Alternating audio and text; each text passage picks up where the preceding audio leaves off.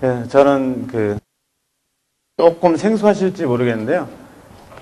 부동산 신탁 회사가 대한민국에 9개가 있습니다. 그 중에 하나인 다올 부동산 신탁이라는 곳에서 영업하고 담당하고 있는 본부장 맡고 있습니다.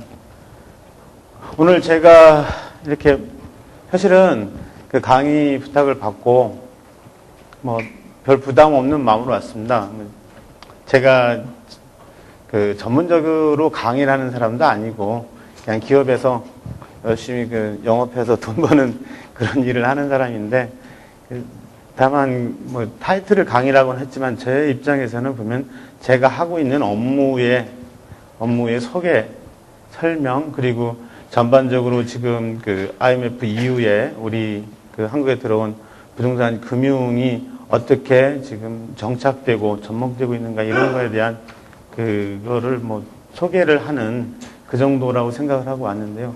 막상 와보니까 저보다 훨씬 더 많은 전문가분들이 다 앉아 계시고요. 근데 좀 부담스럽고 좀 그러긴 합니다. 하지만 많이 부족합니다.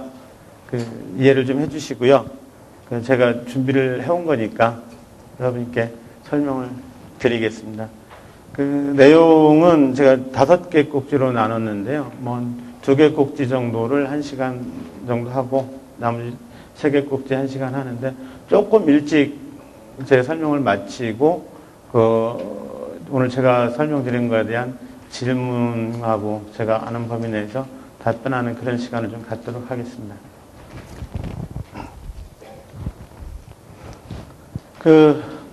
제가 오늘 소개를 할 내용은 부동산 금융의 개요, 부동산 금융의 변화, 부동산 금융의 방식, 그리고 현재 부동산 금융과 관련하고 있는 부동산 금융에 따른 사업 방식이 좀 있습니다. 사업 방식, 그리고 고사 직전에 있는 부동산 금융 시장의 현황에 대해서 설명토록 하겠습니다. 먼저 부동산 금융의 개요는요, 부동산 금융이 형성된 그런 과정, 그 다음에 부동산과 금융이 접목되는 것, 그 다음에 부동산 금융의 향후 역할에 대해서 살펴보도록 하겠습니다.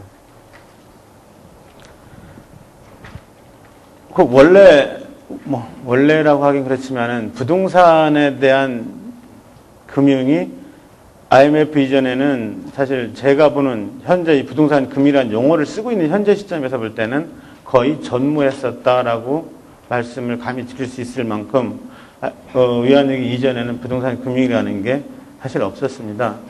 우리나라에서 부동산을 가지고 대출을 받는다라고 하면은 근저당 정도밖에는 사실 부동산 금융이라는 게 없었습니다. 그러다 보니까 부동산을 공급하는 건설사라고 그냥 생각해도 되겠는데, 건설사, 부동산을 공급하는 사람 입장에서도 금융 방법이 없었고요. 부동산을 사고 싶어하는 수요자 입장에서도 실제로 금융제도가 거의 없었습니다. 다만 내가 가지고 있는 부동산을 은행에 저당 잡혀서 근저당 설정해주고 돈을 일부 빌려 쓴다라는 개념만 있었습니다. 그런데 그러니까 부동산 금융 불모지에서 부동산 금융이라고 그나마 할 수 있었던 거는 어떻게 보면은 선분양을 통해 가지고, 왜 우리가 아파트 분양 받으면은 집 들어가기 전에 계약금, 중도금, 잔금 내고 하는 것들이 공급자 입장에서 보면은 공급자 금융의 역할을 대신했었고요. 그때는 그렇게 자본이 축적이 안 됐었으니까 어쩔 수 없었다고 하지만 그런 역할을 했고, 나중에 입주하면서 중도금 대출해줬죠. 중도금 대출하고 입주하면서 근저당으로 대체해주는 것, 그 정도가 어떻게 보면 원시적인 부동산 금융의 하나의 형태였지 않나, 이런 생각을 해봅니다. 근데 IMF 이후에 상당히 많이 변화가 됐어요. 뒤에 보시면은 쭉 제가 제도가 도입된 제도 연도를 쭉 설명을 드릴 건데, 많이 이제 변화가 됐습니다. 변화가 된 거는 일단 위안위기 때 바로 뭐가 있었냐면은 자산 가치 하락에 따른 경제 혼란이 상당히 우려가 됐었지 않습니까? 그래서 실제로 뭐 제가 살고 있는 아파트 같은 경우도 뭐 70% 정도까지 자산가치 하락됐었고, 그리고 하다 보니까 자산가치 하락 안 되게 금융시장이 교란되지 않게 하기 위해서 상당히 많은 부동산 관련 제도들이 막 들어왔습니다. 보면은 지금 여기서 보면은 IMF 이전에는 부동산 금융왕은 거의 담보 형태였었고, 제가 말씀드린 대로 뭐 선분양, 그다음에 그런 것들에 의존하는 거였었는데, IMF 이후에는 PF가 아주 활성화되었습니다. 근데 여기서 말하는 PF라는 건 프로젝트 파이낸스 또는 프레스 파이낸싱을 말하는데요. 단순하게 기업금융 형태도 탈피해가지고 아파트 사업 내지는 기타 개발 사업에 사업 평가를 해가면서 돈을 은행에서 빌려주기 시작했어요. 그게 사실 2001년도 얘기입니다. 얼마 안 됐거든요. 2001년도에 돈을 빌려주기 시작했는데, 그때는 외환위기 끝나고 금리가 상당히 낮아지고 은행에 자금이 외환위기 종료 이후에 돈이 많이 쌓여 있었어요. 대출을 할 방법이 없었어요. 대출처를 찾기 위해서 또 하나의 PF를 허용해 준 면도 좀 있습니다. 그리고 부동산 투자금융 해가지고 부동산 신탁, 리츠, 펀드, 특별자산펀드 이런 거 막 들어왔고요. 그 다음에 유동화할 수 있는 ABS, ABC 들어왔고, 뭐 부동산 대출, 담보대출은 기존에 있었던 그런 형태입니다. 그러면은 부동산 예전에 이제 앞장에서 잠깐 말씀을 안 드렸는데, 아무튼 부동산이 워낙 급등을 하다 보니까 정부에서 부동산 관련 대출에 대해서는 아주 경기가 일어났었어요. 아예 안 해줬거든요. 그래서 한국은행 여신운용규정이라는 게 있었어요. 지금은 거의 없겠네요. 폐지됐을 것 같은데. 한국은행 여신운용규정에 보면은 한국은행에서 각 은행한테 대출을 해줄 수 있는 것과 없는 것을 다 구별을 해놨었어요. 뒤에 별표 3을 보면, 별표에 보면은, 어디엔 대출 가능하고 어디 못하는데, 부동산 관련해가지고는 전혀 대출을 못하게 막아놨었습니다. 그래서 부동산 금융이 더더군다나 우리나라는 부동산 투기 때문에도 부동산 금융을 거의 억제를 해놨었는데, 그것이 IMF 이후인, 97년 12월 달에 왔죠. 98년 1월 달에 바로, 한국은행 여신운용 규정을 바꿔가지고 부동산에 대한 대출이, 개발 사업에 대한 대출이 가능하도록 그걸 바꿔서 열어주는 그런 예가 있습니다. 근데 그토록 막아놨던 것들이 아예 그러니까 과거에는 부동산 시장과 금융시장이 아예 따로따로 떨어져 있었죠. 거의 그냥 부동산 담보로 제공하는 담보밖에 없었는데, 지금의 부동산 시장은 사실은 금융시장하고 부동산 시장이 거의 교집합을 형성하는 형태가 있습니다. 보면은, 뒤에 제도를 설명하겠지만 ABS 발행, ABC 발행하면서 펀드도 들어오고 해서 이게 부동산인지 금융인지 조금 애매한 성격들의 자금들이 움직이고 있습니다. 그래서 현재 상태를 보면은 금융시장과 부동산 시장이 교집합 상태를 갖고 있고 서로 연계성을 갖고 있다, 이렇게 말씀드릴 수 있고요. 그 다음에 향후의 부동산 시장은 어떻게 될 거냐 예측을 한다면은, 물론 최근에 미국의 IB 쪽에 상당히 많이 망가지다 보니까 투자은행, 부동산 금융의 한 형태로 이제 부동산에 투자하는 사람들의 문제점이 지적되고 있긴 하지만, 그렇다 하더라도 향후의 추세는 금융시장이 부동산 시장을 하나의 자본시장으로 편입하는 과정이 반드시 일어날 거라고 생각을 하고 있습니다. 우리나라에서도 지금 자본시장과 금융투자에 관한 법률이 이미 이제 공표가 됐고, 시행일만 내년도 2월 4일부터 시행하는 걸로 되어 있습니다. 그래서 시행령, 시행규칙까지 다 나와서 지금 바로 시행을 앞두고 있고요. 그리고 실제로 제가 속해 있는 회사가 갖고 있는 자회사가 있는데, 요즘 신문에 보시면 가끔씩 보셨을 겁니다. 미분양 아파트 펀드 이런 얘기가 나오고, 또 미분양 아파트를 대량 매입하겠다라고 나오고 하는데, 그거 자체가 금융이 지금까지는 아파트를 다른 사람 법인은 소유를 못하게 돼 있었어요. 그죠? 아파트를 지면 건설회사가 져가지고 실소유자, 무주택, 과거부터 얘기한 무주택 서민한테 고주택을 공급한다는 식으로 전부 다 개인 실소유자한테만 아파트를 사도록 할 수 있었고, 1가구 2주택에 대한 굉장한 제재를 가하고 있지 않습니까? 그런데 미분양 아파트에 대해서 은행이 아니면은 자산운용사가 그 전체를 다 통으로 사서 가지고 보유하고 있다가 그거를 실소유자한테 팔게 해주겠다는 거거든요. 그거는 자본 논리로 보면은 당연한 거지만 지금까지 우리나라에서 취해왔던 주택 정책으로 볼 때는 획기적인 겁니다. 그런데 저희가 2,500억 규모의 미분양 아파트 펀드를 조성을 하려고 지금 한 4개월째 지금 하고 있는데, 잠깐 얘기가 벗어납니다. 이거 요즘에 신문에 나온 얘기니까 관심이, 아무래도 부동산 쪽에 관심이 있다면 관심이 있을까 좀 설명을 드릴게요. 근데 실제로 건설사로부터 펀드나 은행에서 살려고 하는 거는 얼마 정도냐면은 현재 분양가의 25%를 할인해서 살려고 출하를 하고 있습니다. 근데 충분히 그 정도로면은 팔겠다라는 그 건설사는 생각을 갖고 있어요. 그런데 그러면 25% 팔면 본인들이 그러니까 손해를 안 보고 파는 거냐? 그건 아닙니다. 건설사 입장에서 지금 25% 할인해서 팔면은 건설사도 약간 손실이 나와요. 그런데 전체적인 경쟁으로 따져볼 때는 25% 할인을 해서 파는 것이 미분양 아파트 계속 가지고 유지관리하면서 들어가는 돈하고, 그 다음에 지금까지 건설하느라고 조달한 자금에 대한 이자 지급하는 거하고 이거 따져보면은 지금 현재 시점에서 25% 할인해서 파는 게 더 경제적으로 이익이다라는 게 지금 나오거든요. 그래서 그거를 사실 하려고 준비를 했었고,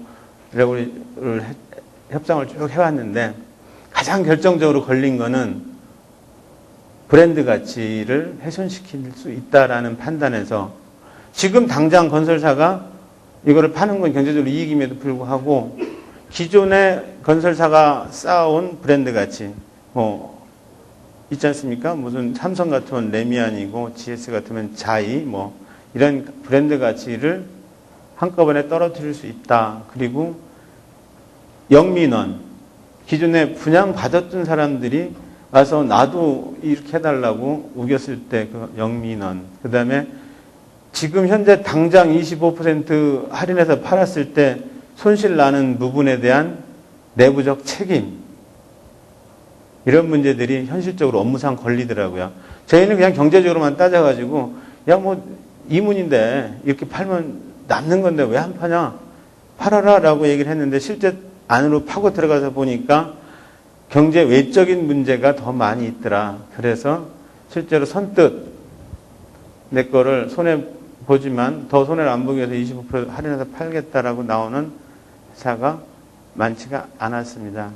몇 개를 또, 그럼에도 불구하고 몇 개를 또 딱 한 1000세대 정도를 어렌지를 해놨더니 이번에는 금융시장이 또 혼란해져가지고 금융시장에서 그런 형태로 돈을 지금 조달하는 것 자체가 금융이 좀 리스크가 있다라고 해서 지금 계속 미스매치가 나는 바람에 출시를 못하고 있습니다.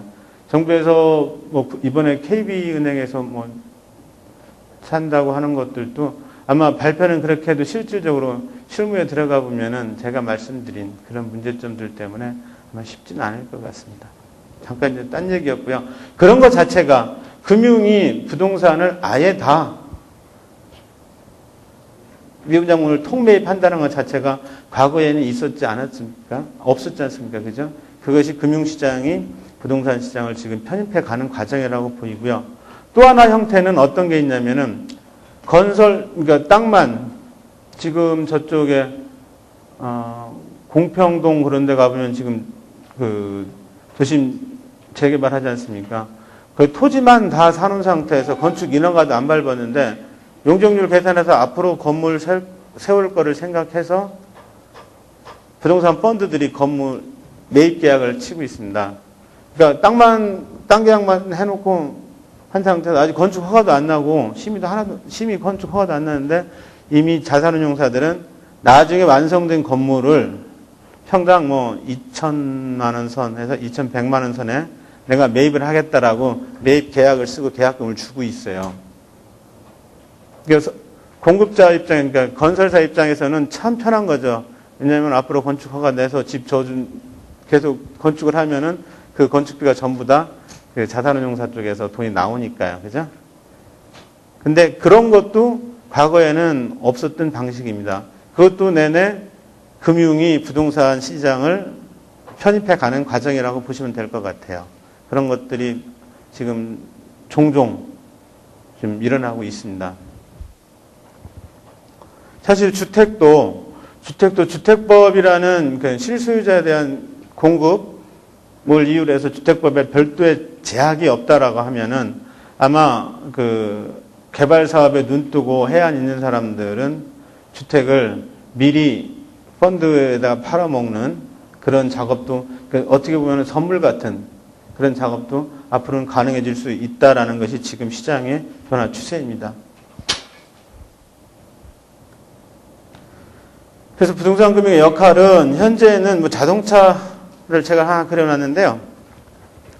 그 부동산 시장이나 개발 사업에 자동차라면은 부동산 금융은 현재 뭐 타이어 한 바퀴 정도 역할을 하고 있다고 보시면 될 것 같습니다. 부동산 금융이 뭐 핵심적인 역할을 하고 있는 건 아닌데 앞으로는 그 자동차로 비유한다면 엔진 역할을 할 수도 있을 것 같아요. 방금 말씀드린 것처럼 그 공평동에다가 예를 들어 저 공평동이 CBD지역 아닙니까? 공평동에 1,000평 정도 땅이 나왔는데 거기에 용적률 뭐 800% 정도 해가지고 예를 들어서 지하까지 한 10,000평 정도 건물을 짓는다 그러면은 설계부터 시작해가지고 그 개발 계획 구상을 이 디벨로퍼나 건설회사에서 하는 게 아니라 그 건물을 미리 사가는, 그죠? 미리 사가는 펀드에서 그거를 건물을 다 내 건물은 이렇게 해달라고 설계부터 설계 단계부터 공사 마감 자재까지 전부 다 자기가 관여해가지고 주문해가지고 건물을 가져갈 수 있는 그런 시대가 왔거든요. 그렇다고 보면은 부동산 펀드가 결국은 자산운용사 돈이 아니고 부동산 펀드는 개인 투자자들이나 그죠? 공모를 하든 사모를 하든 다른 제3의 투자자들로부터 모아놓은 돈이거든요. 그러니까 그 금융이 부동산 시장을 아예 지배한다. 그렇게 보면 부동산 금융은 앞으로 부동산 개발업에 있어서 엔진 역할을 하게 될 거다라는 게 일반적으로 이쪽 업에 종사하는 사람들의 견해이고 관점이기도 합니다. 그럼 앞에서는 사실 이제 일반적 개요 내지는 그 추세 이걸 말씀드렸고요. 그다음에 부동산 금융의 변화에 대해서 말씀드리겠습니다. 아까 잠깐 말씀드렸는데 그 부동산 금융이 변화하게 된 배경에는 첫 번째 그 금융기관 여실운용에 대한 제한이 완화됐습니다. 이게 98년 1월 22일인가 그 금통위에서 결정이 됐는데요. 그 금융기관 담보취득 제한을 다 폐지를 했고요. 그 아파트 등 개발사업 부지 매입하고 건설 작업화에 대한 여신 제한 다 폐지했습니다. 그리고 그 은행에서 그때가 이제 IMF 졸업한 이후에 저금리 기조 속에서 자금 운용할 데가 없다 보니까 부동산 개발 사업 쪽에 자금을 상당히 운용하려고 노력을 했습니다. 여러분 기억하실려나 모르겠는데요. 그 당시에 국민은행, KB에서 빅맨이라는 상품을 내는 게 있었어요. 그 1호부터 시작해서 7호까지 쭉 나왔는데 그게 어떻게 보면 그 당시 시대 상황 속에서는 부동산 개발 사업에 그 금융기관 돈이 들어가는 그 첫 상품이었다고 그렇게 이해를 하시면 될 것 같습니다. 지금 제가 이런 설명을 드리면서 다들 여기 계신 분들이 부동산 개발이나 부동산 쪽에 관련이 있으신 거죠? 혼자만 또 전혀 아닌데 저 혼자만 뭐 저 필요 없는 얘기를 계속 하고 있는 거 아닌가 하는 생각이 갑자기 들어서요. 그 다음에 부동산 간접 투자 상품이 출시가 됐어요. 지금 말씀드린 대로 그 당시에는 그 은행이 부동산 은행에 가면은 예금이 있고 신탁이 있지 않습니까? 근데 신탁에는 금전신탁이죠. 은행에서 돈 받는 건. 그 창구 가가지고 저희가 예금하게 되면 예금인데 거기 가보면은 따로 뭐 이런 투자 상품 중에 좋은 거 있습니다. 그러면 창구에서 추천하는 것들이 있어요. 보면 거기 그것이 이제 신탁 상품인 경우가 많은데 그 당시에는 특정 금전신탁을 부동산 개발 사업에서 팔 수 있도록 그때 허용이 돼 있었어요. 나중에 문제가 돼서 없애긴 했지만. 그러니까 은행에서 어디 아파트 사업, 예를 들어서 빅맨이 과거 있었던 일이니까 특정해서 얘기를 해도 되겠죠. KB은행에서 빅맨 1호가 문정동 대우 아파트였거든요. 문정동 대우 아파트 사업에 700억을, 1호가 400억이었나요? 400억을 투자를 하려고 한다라고 상품을 내놓고 여기다 투자할 사람들은 투자하십시오라고 은행 창구에서 그 특정금전신탁으로 받았어요. 그렇게 해서 파는 게 1호가 문정동, 2호가 저쪽 현대건설하고 하는 아파트 해서 7호까지 팔았는데 그렇게 해서 그 금리를 13%, 그 당시에 13% 정도 확보를 해줬었거든요. 근데 시중금리가 그렇게 높지가 않았을 텐데 상당히 그 치트를 친 그런 상품입니다. 그게 이제 부동산 간접 투자의 어떻게 보면 효시라고 보시면 될 것 같고요. 그 다음에 외환위기의 선진금융제도가 계속 들어왔습니다. 처음 들어온 게 98년에 그 자산유동화에 관한 법률 해가지고 ABS가 도입됐고요. 그 다음에 99년 주택저당채권 유동화 회사법 해가지고 MBS 도입됐고 2001년도에는 리츠가 도입됐고요. 그리고 리츠가 활성화 안 되다 보니까 2007년 7월 달에 작년이죠. 그 개별형 리츠도 도입했어요. 리츠 바꿔가지고 뒤에 리츠 쪽에 보면 좀 설명이 나옵니다. 그리고 2003년에는 그 부동산 펀드 도입했고요. 2005년도에 법인세법 51조 2일 거예요. 제 기억상 법인세법을 바꿔가지고 PFV 제도를 도입을 했습니다. PFV 제도는 나중에 또 설명을 드릴 건데 이 제도는 도관체, 개발 사업을 하기 위한 도관체로서 그 절세를 할 수 있는 세금을 감면해주는 그런 유용한 제도로 지금 활용이 많이 되고 있습니다. 지금 현재 2005년도에 도입돼가지고 시작을 했는데 이번에 한번 파동이 있었습니다. 뭐냐면은 그 PFV의 법인세법상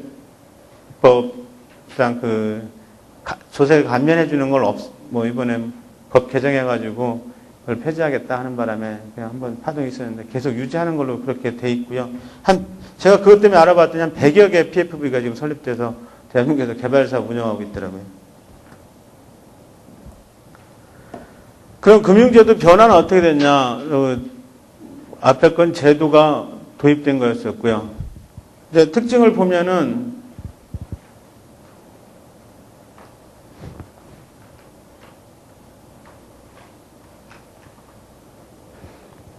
이 변화의 배경에서 특징을 보면은 전부 다 98년 이후라는 걸 알 수 있지 않습니까? 그죠? IMF 이후에 급격하게 우리한테 부동산 관련 제도들이 막 들어왔다. 그때는 선진금융제도라고 해서 막 들여다봤는데요. 사실 이게 선진금융제도인지 아닌지는 모르겠고, 현실상 실제로 우리 현실에 맞지 않고 우리 현실과 상당히 유리되어 있는 그런 제도가 들어온 것도 있어요. 리츠 같은 경우는 실제로 CR 리츠 말고는 성공을 한 사례가 사실 없거든요. 왜 안 맞느냐면은 우리 같이 이자율이 급격하게 변하고 부동산 가격이 정부 정책에 따라서 많이 큰 폭으로 움직이고 흔들리는 그런 시장 하에서 안정되지 않은 시장 하에서 개발형 리츠가 들어온다든지 하는 건 사실 무리가 있는 거였었거든요. 아무튼 제도는 다 그 위안회계 덕분에 들여왔다라고 설명을 해도 큰 그 무리는 없을 것 같습니다. 그럼 위안회계 전에 2000년까지는 대부분 금융이 시공사 지급보증으로 들어왔었고요. 그때는 전부 다 시공사 신용도로 돈을 개발 사업 할 때는 시공사 신용도로 돈을 썼다고 생각하시면 될 것 같아요. 근데 비교해 보면은 좀 이제 달라지죠. 이 시공사 신용도가 우선 였었는데, 뒤에 가보면은 프로젝트의 사업성이 시공사 신용보다 우선되는 그걸 쭉 볼 수 있을 거예요. 근데 제도는 제가 쭉 앞에서 설명드린 거고요. 그래서 연도별로 보면은 쭉 2000년, 2002년, 2004년, 2005년 쭉 오면서 결국 시공사 신용에 의존하기보다는 이제는 조금씩 아직 완전한 건 아닙니다만은 조금씩 그 프로젝트의 사업성에 의존해서 부동산 금융이 일어나고 있고 거기에 따라 제도가 변화하고 있다라는 것을 알 수 있습니다.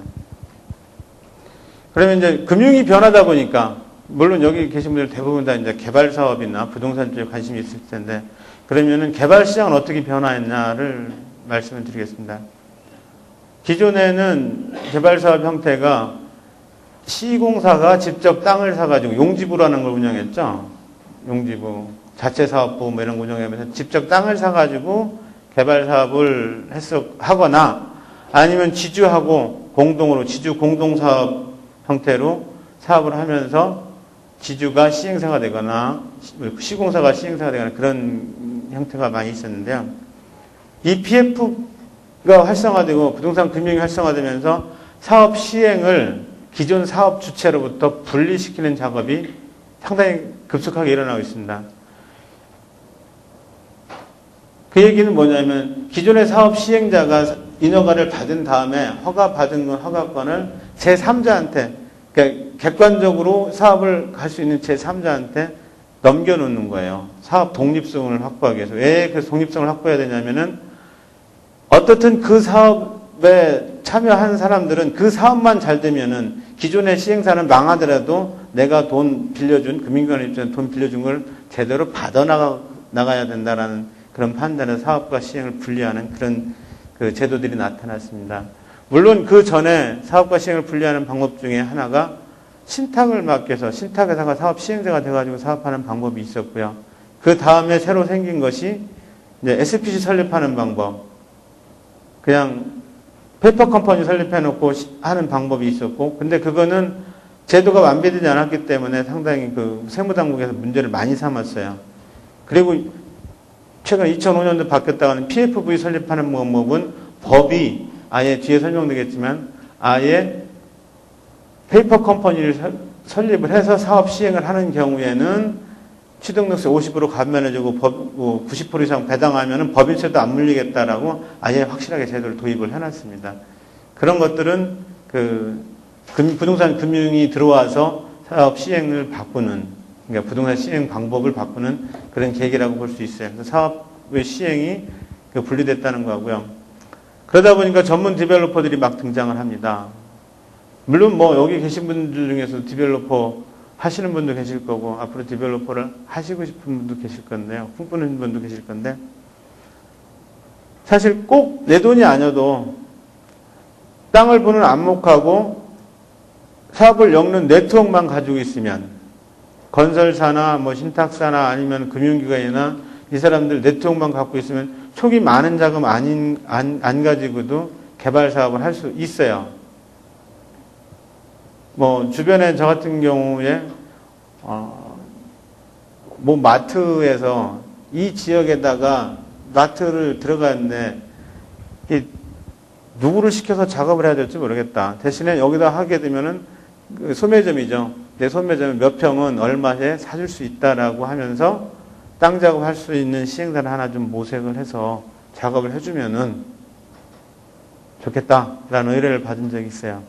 그래가지고 평소에 일하는데 좀 괜찮은 성실하고 뭐 한 사람한테 그런 말씀을 잠깐 드렸어요. 한번 해볼래요? 그랬더니 하겠습니다. 그럼 바로 가가지고 한 4개월, 5개월 걸려가지고 지주 작업해서 땅 12피지 딱 계약해놓고 왔더라고요.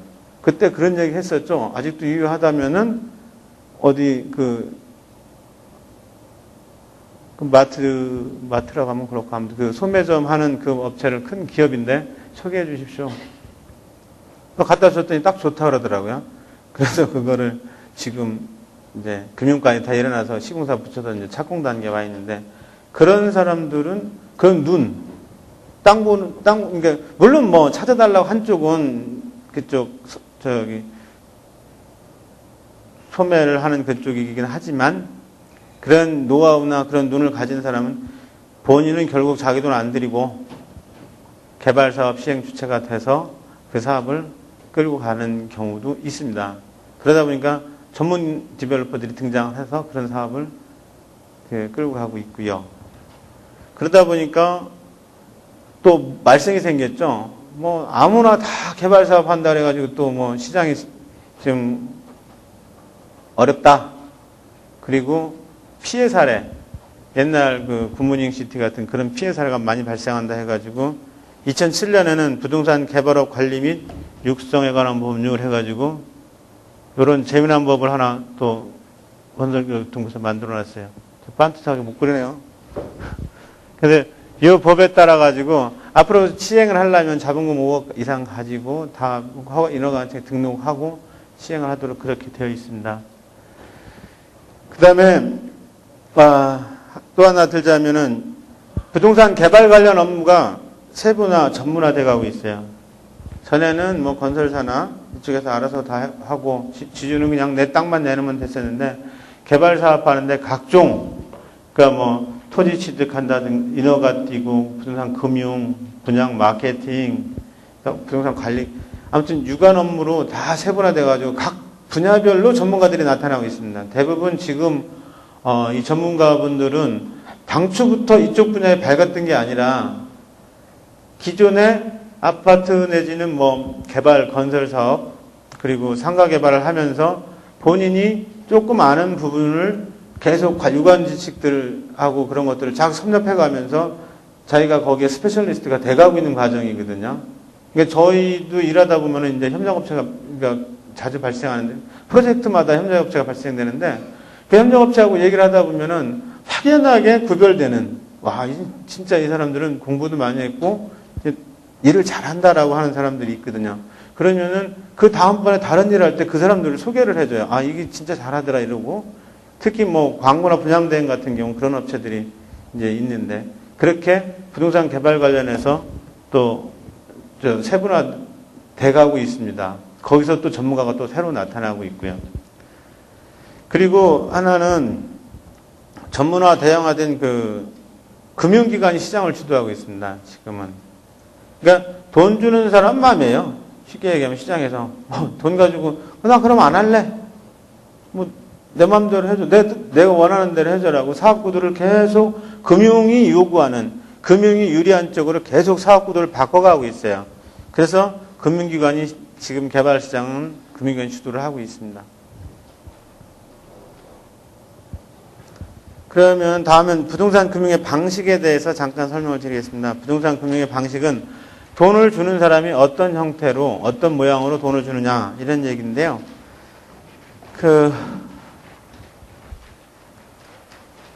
먼저 개발 사업을 처음 시작할 때는 돈이 없습니다. 심지어 계약금 대개 보면 과거에 고전적으로 PF 그러니까 2001년도 2002년도에 PF를 하려고 그러면은 금융기관이 요구하는 게 있었어요.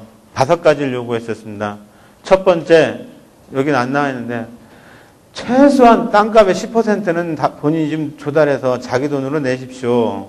그래야지 내가 90% 빌려준다 해도 그래도 이게 금융기관 입장에서 내 사업이지 시행하시는 디벨로퍼 사업이 아니지 않습니까? 뭐 이런 얘기가 있었어요. 그래서 10% 정도는 좀 내라.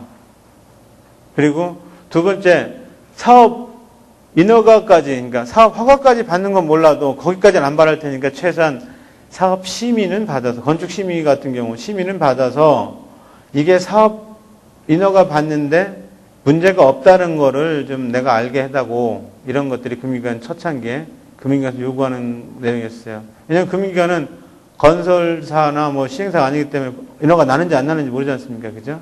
인허가는 좀 확실하게 좀 해줘라. 근데 인허가 리스크가 안 나는 것도 있지만 인허가가 늦게 나는 것도 있거든요. 뭐 요새 도시개발 사업 같은 경우 실제 시작해보면은 사업 승인 받는 데까지 한 2년 원래 법에 보면은 뭐 빨리 하면은 9개월 정도면 받을 수 있는데 2년에서 2년 반 정도까지 걸리고 있습니다. 실질적으로. 그래서 이 기간 리스크도 있으니까 그런 걸 사전에 짚을 수 있도록 객관적인 좀 자료를 달라는 거고 그다음에 전필지를 계약을 다 해와라. 나중에 주택법이 바뀌어가지고 매수 청구권이라는 게 있어. 다 못 사더라도 일단 80% 이상 사면은 근처 인근 토지를 내가 나한테 팔아라고 매수 청구를 할 수 있는데 그전엔 그런 게 없었거든요. 한 필지라도 못 사면 소유권이 없기 때문에 개인은 그러니까 사업을 진행할 수가 없으니까 땅은 전부 다 확보해라. 계약금 다 주고 땅 다 확보를 해라. 이런 얘기였었고 그 다음에 믿을 수 있는 시공사하고 최소한 약정 정도는 체결해 갖고 와라 라고 그랬었고요. 또 하나 5번째는 여기는 다 안 나와 있죠. 근데 5번째는 뭐냐면은 금융기관 입장에서 봤을 때 사업 수익이 주택 같은 경우는 8%는 나와야 되고 상가는 최소 15%는 나와야 되겠다. 그래서 사업이 중간에 가다 망가지는 한이 있더라도 사업 수익, 이익이 사업이 부서질 때 그 범퍼 역할을 해준다라고 해서 요구했던 수익률이 그 정도 됩니다. 그것이 아주 고전적인 2002년, 3년 그 당시에 PF를 하는 금융기관이 사업주나 시공사한테 요구하는 조건이 그 5가지 조건이었었고요. 그것이 뭐 어디 나온 건 아닌데 일을 하다 보니까 그렇더라고요. 5가지 정도 조건이었었고 그거를 어느 정도 충족을 해가야지 PF가 됐었습니다. 그런데 그 PF 되기 전에 디벨로퍼가 무슨 돈 가지고 그걸 다 만들어 놓냐고, 그죠? 아까 얘기했지만 디벨로퍼가 재주만 있고 눈만 밝으면은 내 돈 안 갖고도 사업하는 그 시대인데 그러다 보니까 디벨로퍼들이 브릿지론을 썼어요. 그게 뭐냐면은 지금 이제 말씀드렸던 거는 본 PF라고 그래요. 시장에서는. 본 PF라는 게 맞는 얘기인지 안 맞는지 모르겠는데 아무튼 PF는 영어고 앞에 본은 한자입니다. 본래 PF. 근데 본 PF 하기 전에 그 브릿지론이라는 게 있어요. 저축은행이나 캐피탈사 가가지고 땅을 가져갑니다. 내가 이러이러한 땅이 있는데 여기다 개발 사업을 하려고 하고 그 중에 2~3필지는 내 돈 주고 약정을 쳤다. 그리고 앞으로 요러는 절차를 거치면 이 땅을 전부 다 계약할 수 있는데 계약금을 좀 빌려주십시오. 아니면은 뭐 중도금 일부 잔금 내는 것도 좀 빌려주십시오 하고 가서 돈을 빌린 경우가 있어요. 그거를 시장에서는 그냥 브릿지론, 다리죠? 가교죠, 가교. 브릿지론이라고 통칭을 합니다. 최근에 문제되고 있고 뭐 어렵다고 하는 조금 관심 있게 보신 분들은 저축은행이 부동산 PF에서 어렵다 하고 하는 얘기 많이 들을 거예요. 뒤에 보시면 저축은행 PF 규모가 10몇 조인가 19조인가요? 그렇게 되는데 그 대부분이 보면은 이 브릿지론 형태입니다. 토지 소유권을 다 확보하지 못하고 예를 들어 토지가 100이라고 했을 때 100필지가 있다고 했을 때 계약은 한 70필지 정도 쳐놨고 그 중에 소유권을 다 확보한 건 5~6필지밖에 되지 않는 형태.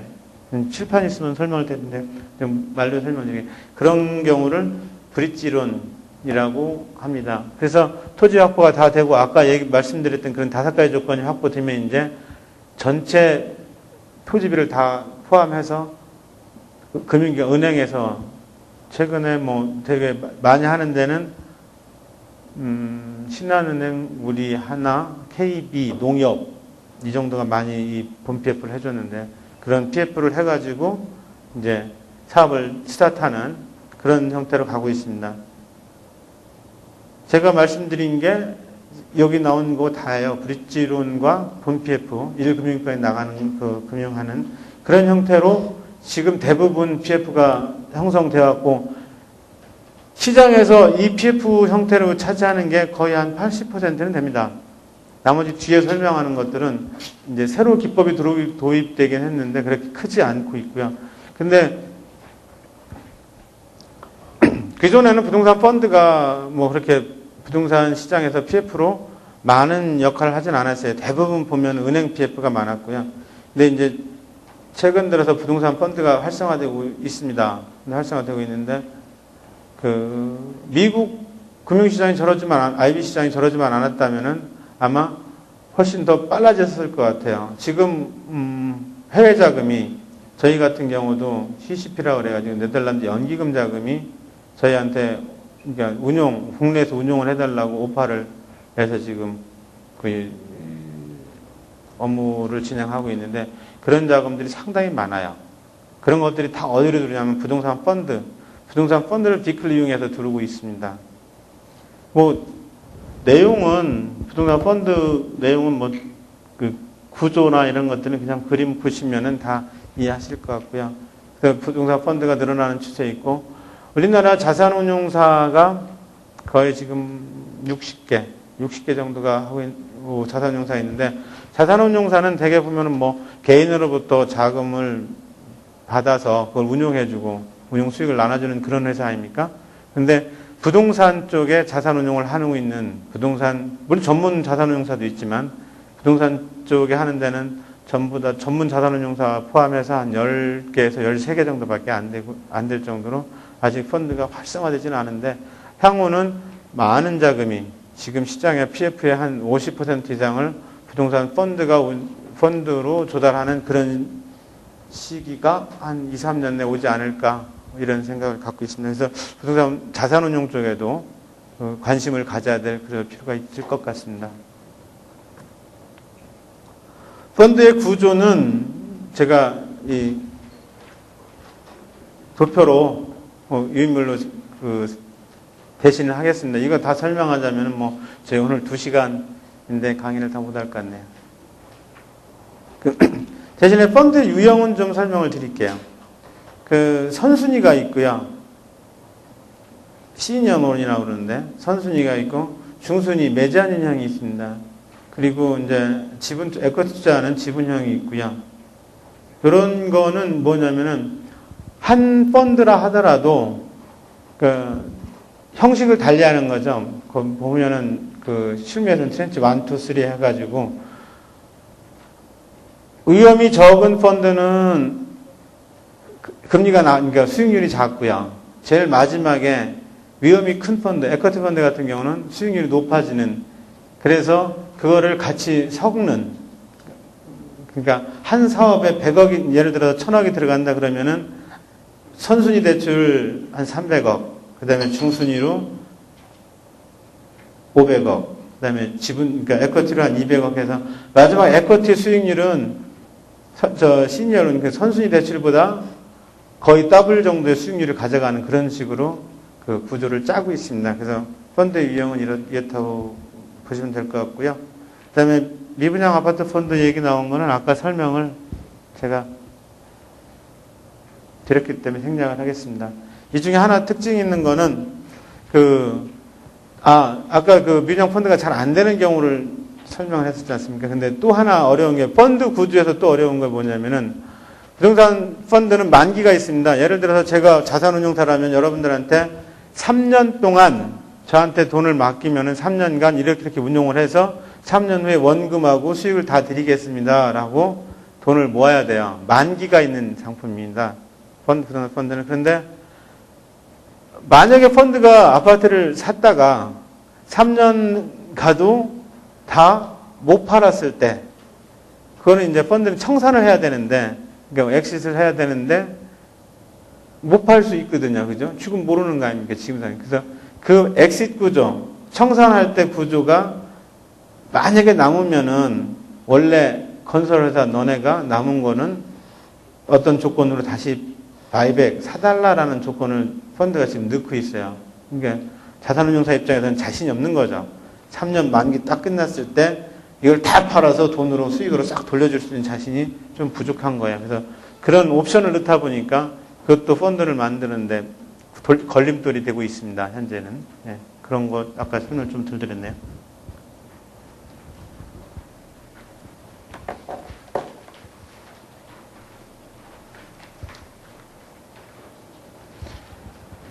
그 다음에 리츠에 대해서 설명을 좀 드리겠습니다. 사실 리츠법이 들어온 거는 일찍 들어왔어요. 일찍 들어왔는데 실제로 상당히 좀 뭐랄까 정착을 못했죠. 리츠가 처음 들어올 때는 이제 부동산 간접 투자 시대가 열린다라고 해가지고 상당히 많은 사람들이 들떠 있었어요. 그리고 현업에서 근무하는 저도 이것만 하면은 새로운 비즈니스 모델을 만들 수 있겠다라고 저도 굉장히 좀 약간 흥분했다고 할까요? 그런 경험이 있었습니다. 근데 실제로 내놓고 보니까 아까 말씀드린 대로 우리나라 리츠가 성공하기 위해서는 일반적으로 봤을 때 경제 성장률이 3 내지 4% 하면서 부동산 가격도 그 정도로 꾸준하게 막 급격하게 올라가서도 안 되고 급격하게 떨어져서도 안 되고, 그리고 금리도 저금리가 지속되어 주면서 그 리츠가 편입된 자산이 선별적으로 잘 골랐기 때문에 그거보다는 그 현재 그 흐름보다는, 경제 흐름에서의 지표보다는 약간 그 수익이 상회하는 수익을 낼 수 있는 그런 정도의 그 환경이 있어야 되는데 실제로 그러지를 못했어요. 지금도 그렇지 않습니까? 지금도 우리 부동산 시장이 워낙 그 어렵다 보니까 안 돼서 잘 안 됐고요. 그 당시에 CR 리츠라 해서 구조적 리츠만 그 몇 개를 했고요. 그 뒤로 리츠 AMC라고 해서 이제 리츠를 편입한 회사가 몇 개 있는데, 그게 대개 보면 한국토지신탁하고 포람코라는 데서 리츠 AMC를 해가지고 했는데, 지금 현실적으로 리츠 AMC 해가지고 수익을 내는 회사는 코람코밖에 없을 정도로 굉장히 시장이 죽어 있습니다. 근데 당분간도 리츠로 부동산 개발을 한다든가 리츠를 통해서 자금 조달을 해서 그 부동산 금융을 한다든가 하기는 만만치 않은 시장이 계속 될 것 같습니다. 대신에 그러다 보니까 그 개발형 리츠도 허용을 해주고 법 작년에 바꿔서요. 그러고 있는데, 제 생각으로는 제 입장에서는 개발형 리츠를 꼭 상품 개발해가지고 뭐 새로운 그 부동산 개발업의 비즈니스 모델로 하나 만들어 보고 싶은 욕심은 갖고 있는데, 실제로 그 다른 것보다 오히려 PFV나 부동산 펀드보다 결코 뭐 유리하지가 않아요. 이 리츠가. 그래서 활성화되긴 좀 어려울 것 같습니다. 리츠 부분에서 특별히 설명을 해야 될 부분은, 최근에 바뀌어진, 아까 말씀드린 2007년 7월인가요? 그 바뀌어진 법에 따라 가지고 전에는 자본 규모가 굉장히 엄격했고 많았었어요. 근데 이제는 자본금 100억이면 되고요. 그리고 100억을 최초에 다 할 게 아니고, 어디 나오나? 나오네요. 여기 보면은 설립 당시에는 최소 자본금이 10억 원이면 됩니다. 그러니까 리츠도 설립하기가 많이 쉬워진 거죠. 10억 가지고 설립해놓고 영업인가 후 6개월 내에 100억만 맞춰주면 되는 그런 거고요. 그리고 그 주식 분산 요건은 300 이상 분산을 해야 되고요. 그리고 1인 보유 한도는 30%로 제한되어 있습니다. 그 한때는 부동산 대학원 졸업하면서 리츠에 관한 아이템으로 석사학위 논문 쓰는 사람들이 가장 많을 정도로 관심을 많이 모았는데, 지금은 우리 관심 속에서 현실적으로 조금 멀어져가는 그런 느낌이 듭니다. 근데 매번 그러진 않을 거고, 시장이 좀 안정되고, 그리고 개발 사업이 금융주도로 간다라고 하면은 리츠에 대한 관심도 가져볼 필요가 있지 않나 이런 생각이 듭니다. 요 내용도요, 그냥 읽어보시면은 뭐 크게 어려운 내용이 아니라서 이거를 쭉 제가 다 읽듯이 설명은 않겠습니다. 그리고 보시면은 리츠하고 부동산 펀드 비교해 놨습니다. 한번 보시고요. 그 다음에 ABS에 대해서 잠깐 설명을 드리겠습니다.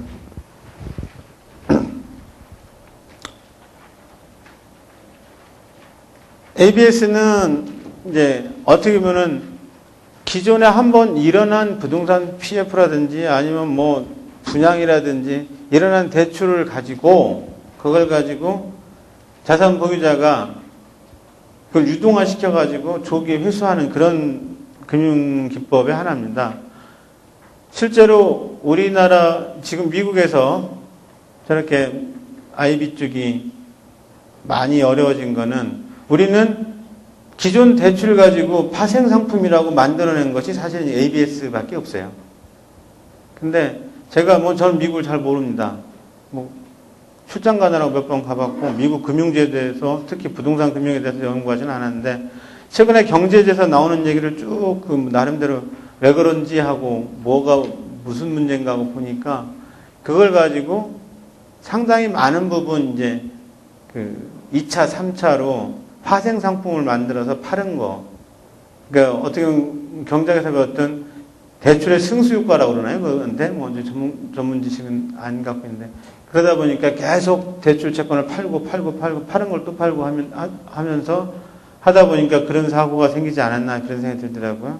근데 아직 우리나라는 그 PF를 일으켜 놓고 그거를 되팔아버린 게 이 ABS 제도거든요. 이거 하나밖에 없습니다. 그리고 이것이 뭐 굉장히 엄격하게 금융감독기관에서 이제 규제를 하고 있고 신고하고 그러기 때문에 크게 뭐 우리나라는 그런 문제는 발생하진 않을 것 같습니다. 물론 뭐 언론에서 분석해 놓은 대로 부동산 가격이 하락한다 해도 우리나라는 주택도 LTV를 40%로 해놓고 뭐 아주 DTI도 엄격하게 적용하고 있어가지고 당분간 아파트 가격이 더 떨어진다 하더라도 뭐 자산가치, 그러니까 부동산 자산가치 하락에 따른 금융의 혼란이나 위험은 뭐 많지 않을 거라는 분석도 있습니다만은 또 한편으로는 우리가 부동산 금융을 가지고 파생 상품을 많이 만들어낼 정도로 그 기법이 뭐 발달되어 있거나 아니면 그런 걸 했거나 하질 않았기 때문에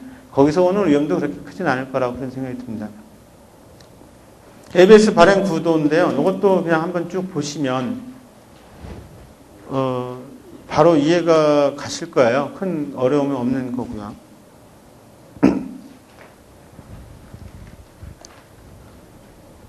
다음 이제 부동산 금융 관련 사업 유형에 대해서 그 설명을 드리겠습니다.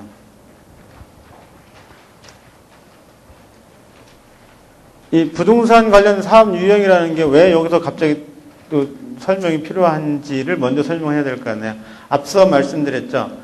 금융기관은 돈을 빌려주면서 건설회사나 디벨로퍼한테 요구하는 게 있다 그랬죠. 뭘 해줘 요구를 하는데 그 중에 하나가 사업 시행을 기존에 자기가 갖고 있는 사업 시행권을 뺏어서 금융기관 마음대로 사업을 진행한 다음에 내 대출금을 회수해 가고 싶어하는 욕심이 굉장히 많습니다. 실질적으로 금융을 하는 입장에서 보면은 그게 또 맞고요. 왜냐하면은 예를 들어서 A라는 시행사가 사업을 3개를 하고 있다고 쳤을 때 내가 돈을 빌려주는 금융기관이라면은 나는 1이라는 사업에 돈을 빌려줬는데 A라는 시행사가 1, 2, 3 사업을 하면서 3이라는 사업에서 사업이 실패해가지고 채권자가 많이 생겼다. 그러면 그 사람들은 3이라는 사업의 채권자들이 A가 하고 있는 1이라는 사업의 채권을 확보하고 싶어 합니다. 그런데 금융기관에서 보면 나는 1이라는 사업에만 투자를 했고 1 사업만 정확히 끝나면은 채권을 제대로 회수해 가야 되는데 사업 중간에 다른 사업을 인해 가지고 내 채권이 부실해질 수 있는, 그러니까 예측하지 않은 손실이 날 수 있다라고 판단을 하기 때문에 기존 A로부터 1이라는 사업을 분리시키려고 하는 노력을 많이 했습니다. 그 분리시키는 방법이 바로 이 금융사업 유형이에요. 관리형 토지신탁이라든지 자금관리 대리사무라든지 PFV 방식이라든지 이게 전부 다 거기에서 필요해서 나온 그런 제도들입니다. 방금 말씀드렸지만은 사업 과정에서 발생하는 문제점이 여러 가지가 있어요. 실제 해보면은 분양 부진 때 발생하는 문제점, 그 다음에 시행사가 약정 위반해가지고 오는 문제점, 그 다음에 시공사하고 시행사하고 서로 분쟁해서 오는 문제점, 이런 것들. 사업 시행하다 보면 많이 그런 문제가 발생되거든요. 그렇게 되면 손해는 누가 보냐면 제일 먼저 손해보는 건 분양받은 사람이 손해를 봐요. 수분양자. 물론 아파트 사업 같은 경우에는 분쟁이 생겨서 사업이 6개월 이상 지연되면은 주택보증에서 해결을 해줍니다. 본인들이 가져가든지 뭐 하든지. 근데 그러니까 주상복합 300세대 미만이라든지 주택보증 받지 않는, 그 다음에 말썽만 했던 굿모닝 시티 같은 대형 쇼핑몰이라든지 그런 경우에는 누가 대신 해줄 사람도 없어요. 소비자가 많이 실망하고, 그 다음에 그 사업에 대출해준 금융기관이 많이 피해를 봅니다. 그러다 보니까 시행사로부터 사업을 분리하는 방법이 필요했던 거죠. 그래서 그러니까 이 신탁이라는 게 굉장히 생소하실 것 같아요. 저는 매일 뭐 밥 먹고 하는 일이 신탁이라는, 그러니까 신탁 상품을 파는 게 제 직업이라서.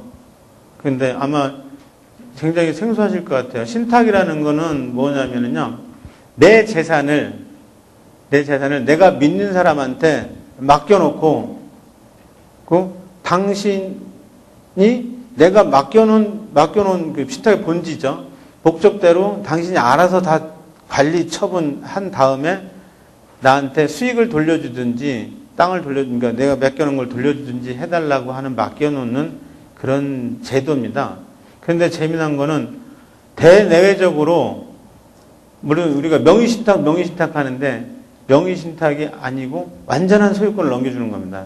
그래서 대외적으로 그 신탁 재산에 대한 관리 처분 권한은 맡긴 내가 아니라 맡고 있는 수탁자가 다 권리를 갖고 있어요.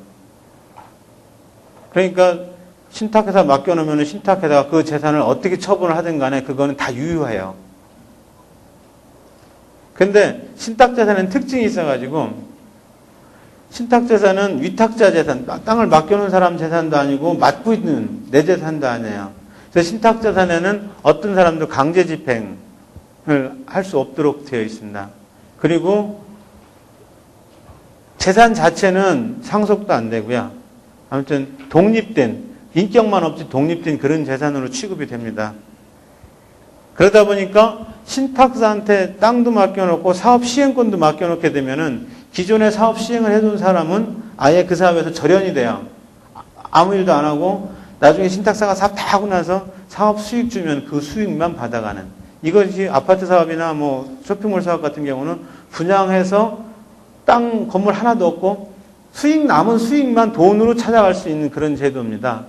그리고 땅 맡겨놓은 사람이 채권자들도 신탁회사한테 뭐 내가 그 사람한테 채권이 있다 없다 사업을 뭐 간다 만다 이런 방해할 수가 없도록 보면 그림을 이걸로 펴놓고 해요. 그랬네. 요 빨갛게 점선이 있죠. 요거는 그 방화벽이 딱 쳐집니다. 보호가 딱 되도록 되어 있어요. 그래서 신탁을 이용하고 있고요. 요거는 보면은 요런 신탁 제도는 실제로 우리나라하고 일본이 갖고 있는 좀 독특한 제도입니다. 그래서 신탁의 종류가 이제 저희는 여기는 관리형 토지 신탁 얘기만 했는데 신탁의 종류가 여러 가지가 있어요. 우선 이제 내가 금융기관으로부터 돈을 빌리고 싶으면은 근저당 설정하는 대신에 내가 갖고 있는 재산을 신탁사 맡겨놓고 금융기관으로부터 돈을 빌립니다.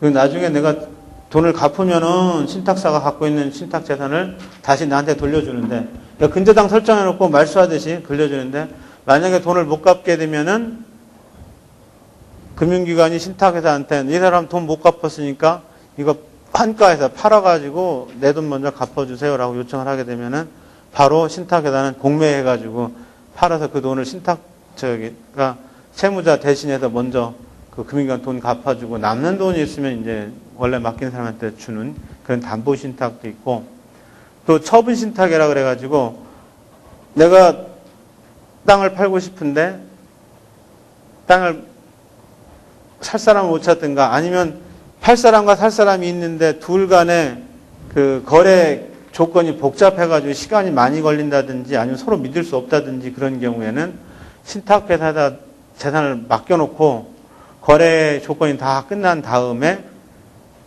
매수자한테 토지를 그러니까 부동산을 넘겨준 그런 처분 신탁이라는 게 있고요.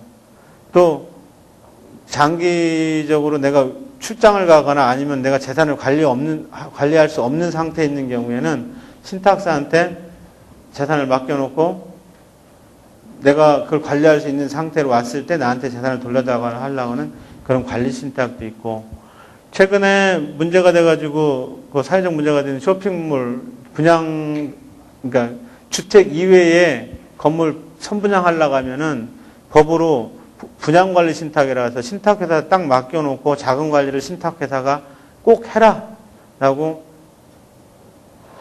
법으로 강제해놓은 분양관리 신탁이라는 것도 있고요. 아무튼 신탁의 종류는 여러 가지가 있습니다. 다만 신탁의 특징은 한번 신탁회사에 맡겨놓으면 그건 내 재산이 아니다 다만 맡길 때 어떻게 해달라고 하는 목적, 맡길 때 신탁의 목적을 정해주면 신탁회사는 그 목적 범위 내에서만 그 재산을 움직이고 관리하고 처분하고 한다라고 알고 계시면 되고요.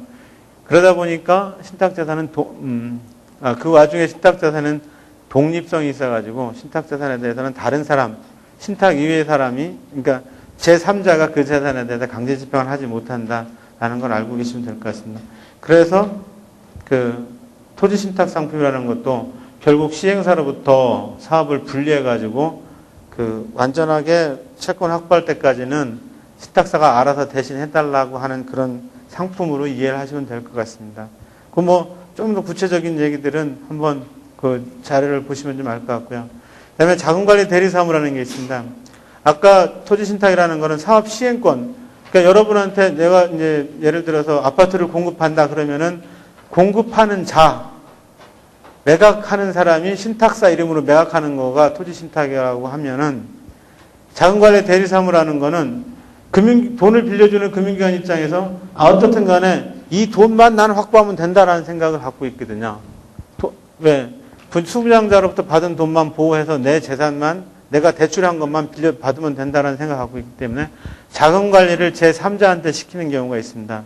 자금관리를 제3자한테 시키는 거를 신탁회사한테 시키는 경우도 있고 은행 본인이 하는 경우도 있고 아니면 튼튼한 시공사 같으면 시공사한테 시키는 경우도 있습니다. 그래서 분양받는 사람들한테 분양계약서에다가 입금은 누구누구 명의로 개설된 여기다 입금해 주십시오라고 해서 계좌 개설을 하나 따로 하는 경우가 있어요. 에스크로우 어카운트라고 하는데 그거 개설해서 받아주는 사무. 그리고 돈만 받는 게 아니라 거기에 따른 돈 받는 데 따른 재반 업무들 그런 것들을 그 제3자가 뭐 대부분 뭐 신탁회사가 하긴 하는데요. 제3자가 처리해 주는 경우가 그 대리사무 방식이라고 이해를 하시면 될 것 같습니다. 그 사업 구도 보면은 그 별로 어렵지 않습니다. 제가 지금 설명드린 거가 이 도표에 나와 있는 거가 되고요. 근데 대리사무만 하다 보면은 사업 시행과 사업을 분리시키지 못한 데서 오는 여러 가지 문제점들이 있어요. 그런 것들을 보면 이제 금융기관 입장에서 문제지만 시공사 입장에서 문제거든요. 근데 그거를 보완하는 방법이 지금 여기 요곡지에 써 있습니다. 뭐 질권을 설정한다든지 뭐 그 양도, 그 수부장 채권을 양도한다는 이런 얘기들이 있는데요. 그거는 뭐 여기서 일일이 다 설명할 건 아닌 것 같고 보시고 혹시 하시는 그 업무 중에서 요런 관련 업무를 하시는데 요건 내 좀 관심 있고 필요하겠다 싶으면 제가 이따 제 이메일 주소를 써드릴게요. 그걸로 문의하시면 제가 여기 있는 것보다는 좀 더 자세하게 그 설명을 드리고 보내드리도록 하겠습니다. 그 다음에 PFV 방식입니다. 이 PFV 방식은 최근에 뭐 관심 있으신 분들은 알 거예요. 지난주까지 한참 법 바꾼다 그래가지고 뭐 난리였었어요. 지금 웬만한 개발사업, 국책사업도 PFV로 지금 사실 진행을 하고 있거든요. 그냥 편하게 이해하시기는 용산 그 역사 개발하는 거죠. 용산에 보면은 철도 현재 차량 기지 있는 거 그거를 저 일산 쪽으로 옮기면서 거기다 국제도시를 만든다고 지금 하고 있습니다. 서울시하고 철도청하고요. 근데 그것도 내내 PFV 방식인데요. PFV 방식은 지금까지 쭉 설명드렸지만은 설명드렸던 거에 그러니까 필요성 내지 장점을 다 갖고 있어요. 그래서 만들어진 지 불과 2년도 안 됐는데 그리고 법도 없어요. 이게 법인세법 51조 2죠 아마? 법인세법 51조 2에 한 줄 나와 있습니다. 사실은. 원래 프로젝트 금융투자회사법 해가지고 법안이 IMF 이후에 2002년도 2003년도인가요? 그 국회에 의원 입법을 해서 올라간 적이 있었어요. 근데 거기에 보면은 이 법인세법에 나오는 형태의 PFV를 해서 부동산 개발 사업이라든지 투자 사업을 좀 활성화시켜서 좀 경제를 좀 일으켜보자라고 해서 보유원 입법을 해서 올려놨는데 본회의에서 심의를 안 해버렸어요. 그래서 그냥 위야무야 끝나고 말았는데 그거 안 되니까 재경부, 그 당시 재경부 쪽에서 법인세법 바꿔서 그런 PFV 컨듀잇이거든요. 도관체인데 요거 하는 걸로 해서 그 법을 바꿔놨고요. 요거를 이용해서 법 조문 한 조문 가지고 만들어진 회사가 벌써 우리나라에 벌써 100개 가까이 되고요. 그 자산 규모는 어마어마한, 다 추계를 못 내릴 정도로 많더라고요. 그래서 앞으로의 개발 사업은 전부 다 이 형태로 가게 될 것 같습니다. 당분간은. 이게 훨씬 더, 앞에 설명드렸던 뭐, 대리사무나 아니면은 관리형 토지신탁보다는 명확 확실하고 세제 감면 받는 효과가 있습니다. 그, PFV의 정의는 그 프로젝트 파이낸싱을 위한 특수 목적 회사고요. 법인세법 51조에 설명이 되어 있습니다. 조건을 보면은요, 반드시 금융기관이 5% 이상 자본금을 출자하도록 해놨어요. 그리고 자본금은 50억 원 이상이어야 되고, 법인 존립기간이 2년 이상이어야 됩니다. 그리고 법인 소득, 법인세를 안 내려면은 배당 가능이익의 90% 이상을 배당해야 되는고요. 그리고 자금관리 사무소적서를 별도로 하나 만들어가지고 운용을 해야 되고, 그 다음에 자산관리도 별도의 자산관리회사를 만들어서 운영을 하도록 되어 있습니다. 이 구도는 워낙 관심이 있고, 최근에 개발 사업을 하는 사람들이 다 이걸로 하려고 하기 때문에 제가 설명을 좀 드릴게요. PFV 자체는 50억짜리 회사인데 페이퍼 컴퍼니입니다. 여기는 직원을 둘 수가 없고요. 모든 이 사업과 관련된 의사결정은 이 자산관리회사에서 해요. 근데 이 자산관리회사는 출자자 중에 한 사람이 하도록 되어 있습니다. 그러니까 전혀 엉뚱한 사람이 와서 자산관리를 할 수 있는 게 아니라 출자 비율은 상관없고 출자를 한 사람이든 법인이든 법인이 되겠죠. 출자를 한 법인에서 자산관리를 하도록 되어 있고, 금융기관 출자는 아까 말씀드렸지만 5%만 하면 됩니다. 5%고요. 그리고 시행과 PFV는 완전히 기존 시행사는 분리가 돼요. 이렇게 딱 구분이 되고. 그래서 실질적 사무는 자산관리회사에서 하고, 자금은 또 별도의 자금관리회사가 해야 됩니다. 요거 자금관리 할 수 있는 회사는 신탁업법에 의한 신탁회사만 자금관리 할 수 있도록 그렇게 되어 있어요. 그래서 이런 구도로 사업을 만들어서 진행하는 것이 추세다, 이런 말씀을 드립니다. 기대 효과를 보면은 일단 법인세율이 없고요. 그 다음에 취득세가 50% 감면됩니다. 이 취득세 50% 감면되는 게 사업하는 입장에서 보면은 처음에 사업을 하려고 토지를 살 때 취득세 50% 감면되고요. 나중에 건물 다 만들고 나서 보존 등기할 때 또 등록세가 50% 감면됩니다. 그러니까 굉장히 효과가 커요. 그러니까 웬만한 개발 사업 같은 경우는 그게 뭐 몇 프로, 사업 수익이 상당 부분을 차지할 정도로 큽니다. 기존 PF 구도와 차이를 비교 설명을 해놨고요.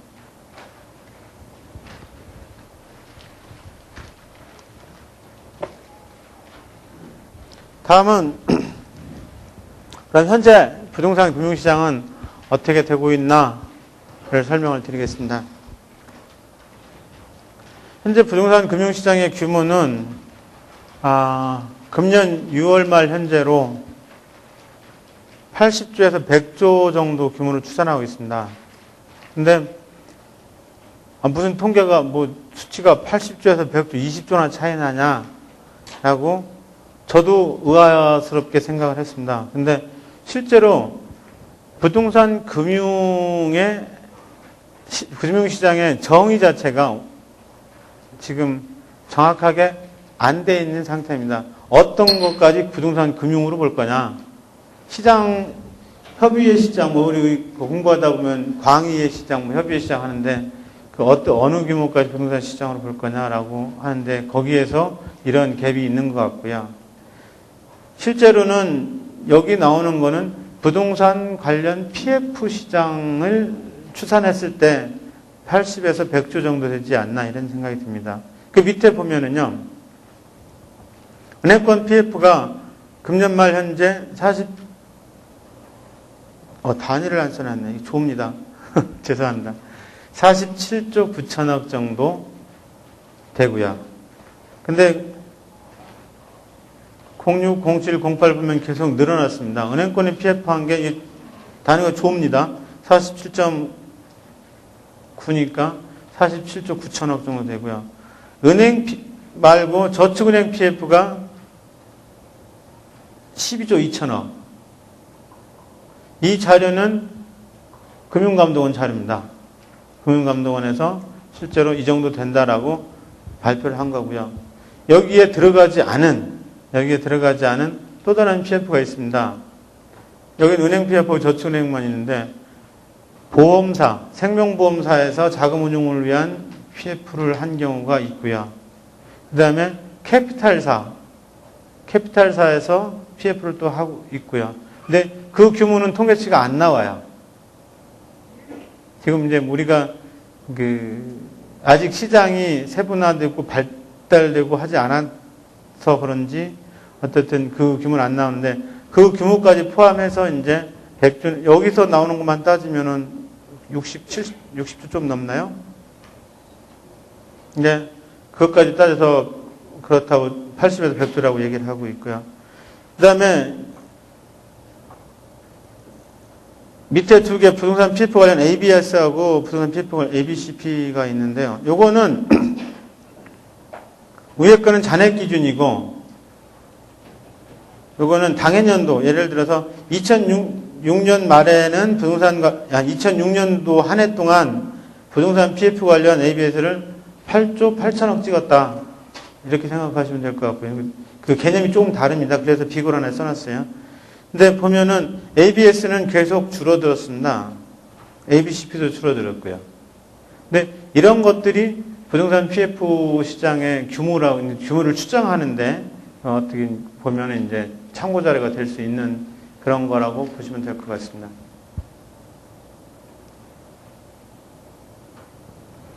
최근에 부동산 금융시장이 현황 쓴다고 해놓고 꼭지가 부동산 PF 부실화 원인 이렇게 써놔서 대단히 죄송합니다. 근데 부동산 PF 시장은 현황이 현재는 부실화라고 대표되고 있습니다. 그 부동산 PF가 활성화되기 위해서 부실화되지 않기 위해서 필요하다라고 하는 것들은 시중에 나와 있는 웬만한 그 논문들에서 다 언급을 해놨어요. 전문가가 필요하고 부동산 PF 관련 전문가 육성이 필요하고 그다음에 사업 기법 분석하는 그런 툴을 제대로 갖추고 있지 않고 리스크 체크하는데 변수가 너무 많고 하면서 쭉 나오거든요. 그거는 논문 이제 학위받을 때 쓰는 얘기인 것 같고요. 실질적으로 시장에서 느끼는 부실화 원인은요. 부동산 경기 침체로 현금 흐름이 무지하게 많이 악화되어 있습니다. 실제로 회사채 등급이 트리플 B 마이너 정도의 회사들은 지금 우량자산 다 내다 팔았어요. 그것도 막 싸게 팔았습니다. 건설사들이 거의 지금 자금 압박에 견디질 못하고 있고요. 그리고 PF를 하지 않은 S사 하나 빼놓고 일시에 ABCP를 돌려버린다. 앞에 ABCP 만기됐는데 그거를 롤오버라고 해서 그러니까 그 만기 상한 연장을 안 해준다 그러면은 현재 유동성 위기에서 자유로울 수 있는 건설사가 한 개밖에 없다 그러더라고요. S사 하나밖에 없고 나머지는 다 문제가 있다고 할 정도로 지금 이 현금 흐름이 악화되어 있고 굉장한 유동성 위기를 맞고 있습니다. 실제로. 그 다음에 주거용 건물 분양에 대해서 이 자리에 디벨로퍼 하시는 분도 계실 것 같고 저 역시도 이쪽 부동산 개발업 쪽만 지금 한 부동산 쪽 반복이 한 20년째 하고 있는데, 아파트는 돼.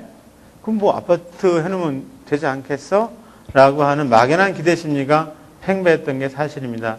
저같이 정책적으로 투자 판단하는 입장에서도 야, 어느 지역인데 뭐 업종이 뭐 아파트야? 그러면 해보지 뭐. 라고 하는 막연한 긍정적인 생각을 사실 갖고 있습니다. 근데 통계치를 보면은 그게 얼마나 잘못됐는지를 알 수 있어요. 주택산업연구원에서 2005년 기준으로 해가지고 그 2015년까지 우리나라 부동산 경기 전망을 해놓은 책이 있어요. 그걸 보면은 이 주거 부분에 대한 통계치가 아주 인구 대비해가지고 적나라하게 딱 나와 있거든요. 그거를 뻔한 통계치를 다들 간과하고 있는 겁니다. 아파트 지면 된다라는 생각. 그래서 실제로 언론 발표는, 정부 발표는 뭐 미분양이면 13만 호에서 많으면 15만 호 얘기 나오고 언론에서는 20만 호 얘기하고 있는데, 실제로 제가 시장에서 저같이 이제 실제로 뭐 돈 빌려주고 아파트 짓고 하고 느끼는 거는 제가 20만 호보다도 더 많은 것 같아요. 미분양이 엄청 많습니다. 막연하게 분석하고 막연하게 생각해가지고는 아파트 어디도 성공할 수가 없는 상황이었었는데 2006년도 이후에, 2005년도 이후에 굉장히 많은 그런 생각 가지고 공급자들이 착각 속에 빠졌었다. 이런 생각을 갖게 됐습니다. 그리고 분양가 상한제도로 인해 가지고 사업 수지가 악화됐다는데, 이거는 아파트를 줘서 사업 수지가 악화된 게 아니라 기존에 PF를 해놓고 사업을 진행하려고 하는 찰나에 분양가 상한제가 와서 실제 사업 착수를 못하고 있는 상태입니다. 굉장히 많아요. 특히 뭐 이 수도권에서는 아파트 공급할 수가 없어요. 공급하면 미치는데요. 땅을 비싸게 사놓은 겁니다. 특히 저쪽 양주, 평내 있는 데가 거기 남양주. 지금 실제로 수도권의 주택지가 개발할 때가 마땅치가 않거든요. 저쪽 인천 쪽으로는 거의 공공택지 개발 사업으로 다 개발을 하고 있고요. 민간에서 개발 사업 하려고 땅 찾으러 다니는 데가 양주, 남양주, 평택, 오산, 안성, 이쪽에서 이제 아파트 사업을 해보려고 하는데, 오산까지는 땅값이 비싸서 땅을 사놓으면, 지금 시세로 사놓으면 분양가 상한제로는 도저히 분양을 맞출 수가 없을 정도로 땅값이 올라 있습니다. 그런데 그런 분양가 상한제로 따져서 아파트 공급을 할 수 있는 지역, 이게 어디냐 봤더니, 이거는 그냥 경험치입니다. 이거 특별하게. 한 평택 조금 밑에, 그러니까 북부 천안 지역 그쪽이더라고요. 그러면 그 아파트 공급해도 될까 보니까 그쪽은 주택 공급이 무지하게 많았기 때문에 이제 시장이 없어요. 가격으로 맞추는 건 분양가 상한제에서 천안 북부 지역이나 평택 정도의 땅값으로 사서 지금 분양가 상한제 해보면은 마진은 나오는데, 그러니까 수익이 조금 나오는데 그쪽에 아파트 공급하면 분양이 안 됩니다. 제가 최근에 그쪽에 천안 북부 지역에 900세대 분양했는데, 저희가 했는데 20%가 안 됐어요. 그리고 하루에 한 개도 안 팔고 그냥 횡보를 하고 있는 그런 상황입니다. 어떻든 이런 상태는 부동산 PF 해놓은 사람들한테는 거의 지금 실신지경까지 가게 만드는 겁니다. 사업도 못 가고 분양가 상한제 때문에 이제 안 되니까. 물론 그 높게 팔아서 팔릴지 안 팔릴지는 모르겠는데 사업 계획 자체를 수립을 못 하고 있거든요. 그리고 어떻게 대체할 수 있는 방법도 없고요. 그대로 딱 물려 있는 상태예요. 그것이 최근에 보면은 PF 연체율, 저축은행 PF 연체율이 12%에서 15%로 올랐다고 그러더라고요. 근데 제가 느끼는 체감으로는 저축은행 PF 연체율이 30%에서 한 40%는 될 겁니다. 그냥 뭐 연장해주고 어쩌고 가니까 가는 거지, 실제로 그게 뭐 제대로 가는 게 아니라 이자 더 얹혀줘 놓고 연장해주고 뭐 지금 이러고 있거든요. 지금 굉장히 큰 문제입니다. 저게 한번 터지면은 어떻게 될지 모를 정도로 좀 걱정되는 그런 상태입니다. 그 다음에 사업 주체의 신용 부실화 및 물적 담보 가치 하락입니다. 이거는 뭐 그냥 읽어보셔도 알 것 같아요. 이렇게 부진한 PF가 PF는 한번 어디서 막히면은 썩는 거지 않습니까? 뭐 PF뿐만 아니라 다 한번 막혀서 그러다 보니까 사업 시행자들이 전부 다 지금 부실화돼 가고 있고 신용이 없어요. 시행사 뭐 현실로 봤을 때 시행사 사장들 전부 다 신용불량자 다 그럴 지금 지경이고요. 그리고 사업을 못하니까 기존에 사놓은 부동산들이 다 가치가 하락돼서 가격이 떨어지고 있어요. 물론 전반적으로 주택가격은 많이 떨어졌습니다. 신문에 발표하는 뭐 예를 들어서 버블 세븐 지역의 뭐 아파트값이 뭐 하락세다 하면서 0.01, 0.1 이렇게 나오는데요. 안 그렇습니다. 제가 분당 사는데 분당 같은 경우 매매가 없어서 그렇지 지금 호가가 원래 그 매도자의 매도 호가가 그냥 나오는 게 그전 수준이지 실제로 거래되거나 경매로 처리되는 거 보면은 30% 빠졌습니다. 예전에 분당의 48평 아파트가 어느 동네나 뭐 동네별로 조금 차이는 있겠지만 48평 아파트가 9,500에서 9억 5천에서 11억 정도 했어요. 9억 5천에서 11억 정도. 그게 일반적인 시세였습니다. 근데 실제로 경매에 나오는 물건으로 보면 경락 가격은 6억 5천을 넘지 않습니다, 지금. 실제 그게 가격이에요. 그게 가격인데, 다만, 물건 거래가 많이 안 되다 보니까 가격 형성이 지금 안 되고 있을 뿐이지, 막상 다 정부 정책이 안정돼가지고 예측 가능한 시점에서 거래가 일어난다 그러면은 지금 매도 호가가 유지하고 있는 가격선이 확 떨어질 수 있는 그런 가능성이 많이 있습니다. 많이 떨어졌어요, 가격. 그런데 그건 딴 얘기였고요. 아파트 사업을 하려고 사업 목적으로 땅을 사면은 농지를 사더라도 농지 가격으로 사지 않고요. 나중에 이 사업해서 사업 수익이 얼마 남을 거다 역산해서 이 정도까지는 사도 되겠다.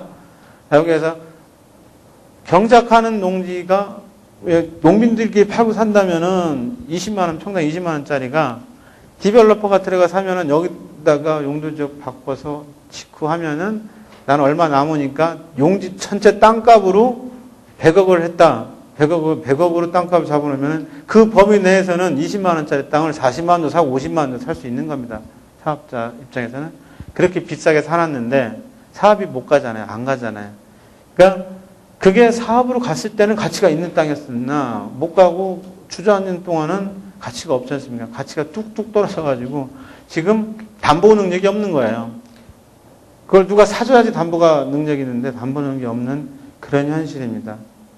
이거가 실질적으로 시장에서 피부로 느끼는 부실화 원인입니다. 부실화 흐름들은 보시면 쭉 아실 거예요.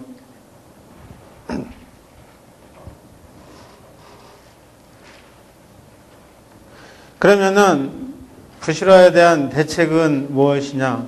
재미난 거는 제가 부실화 원인은 시장 얘기를 쭉 썼고요. 근데 시장 사람들은 부실화에 대한 대책이 없습니다. 시장에서 플레이어가 무슨 대책이 있겠어요? 이것저것 다 뺏기고 거의 그렇게 항복 상태거든요.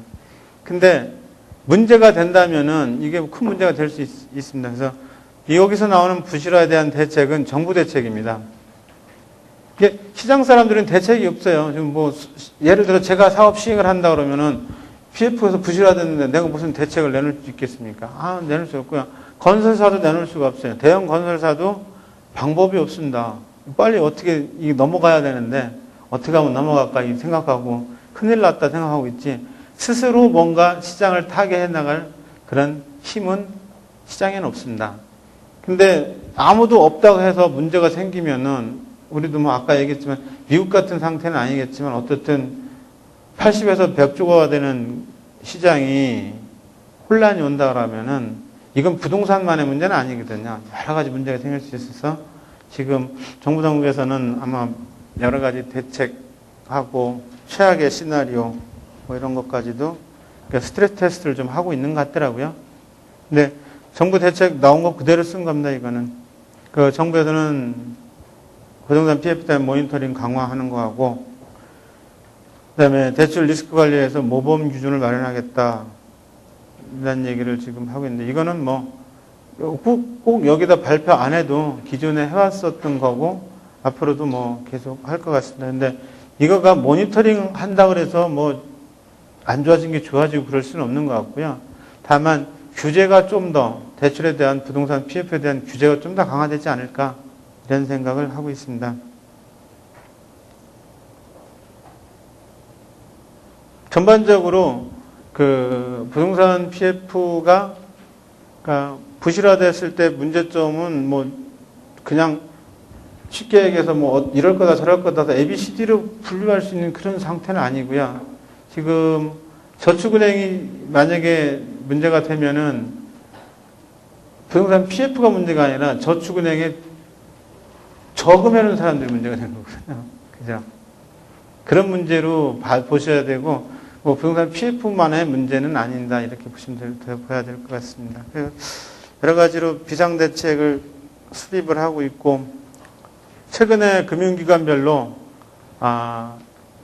제일 마지막에 보면은 그 부동산 경기 위축에 대비한 주기적인 위기 상황 분석 스트레스 테스트를 실시한다고 그리고 컨티전시 플랜을 뭐 짠다라고 하고 있는데 실제로 금융기관별로 알아보면은 각 금융기관별로 최악의 상황이 왔을 때 지금 내가 이 대출은 그러니까 PF 해놓은 게 어느 방향으로 어떻게 갈 건지 그렇게 되면은 그거는 금융기관 입장에서 정상화시킬 수 있는 건지에 대한 시뮬레이션을 하는 걸로 알고 있습니다. 그 정도로 지금 웬만하면은 그 복잡해서 안 할 텐데 지금 그런 작업들도 실제로 실행을 하고 있고 그래서 아무튼 제 입장에서는 이 부동산 금융시장 현황을 설명하면서 이렇게 우울하고 힘들고 안 좋은 말씀만 드려 죄송합니다만은 이게 현실입니다. 현실이고 저도 이 업계 종사하는 사람의 입장에서 빨리 좀 현실이 좀 벗어나서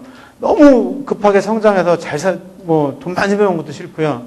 이렇게 계속 디프레스 돼가지고 힘든 상황도 싫고 좀 안정적으로 예측 가능한 시장에서 그러니까 합리적으로 의사결정을 해가면서 부동산 개발업을 좀 했으면 하는 게 바람이고요. 꼭 그런 시간이 좀 왔으면 좋겠습니다. 제 강의는 뭐 부족하지만 여기서 마치고요. 제 그 이메일 주소가 뭐 혹시 뭐 하시면은 적었으면 좋겠는데